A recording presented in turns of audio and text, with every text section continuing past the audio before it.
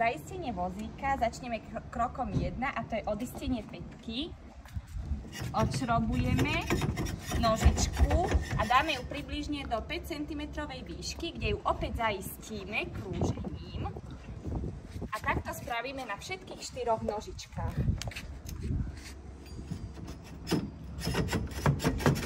Opäť približne 5 cm nad zemou a zaistíme.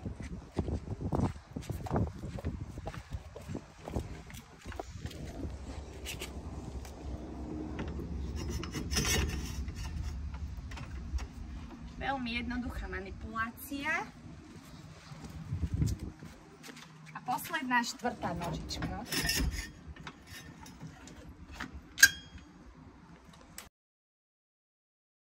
Prvým krokom treba odpojiť elektriku od vozidla, vrátiť do kráničky, spustiť nohu až na zem, nohu opäť zatiahnuť, zaistiť, následne odistiť poisku, zdvihnúť brzdu a pomalým točením sa nám začne zdvíhať vozík, ktorý keď sa zdvihne nad úroveň guly, čo je asi teraz, vozík môžeme odtlačiť od vozidla, odistiť a následne už potom s pätkami ho zaistiť na mieste.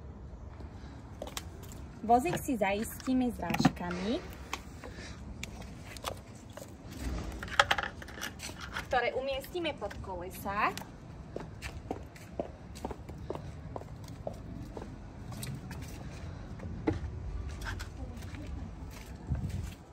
A takisto si všetky 4 nožičky upevníme až na doraz a napevno zašrobujeme.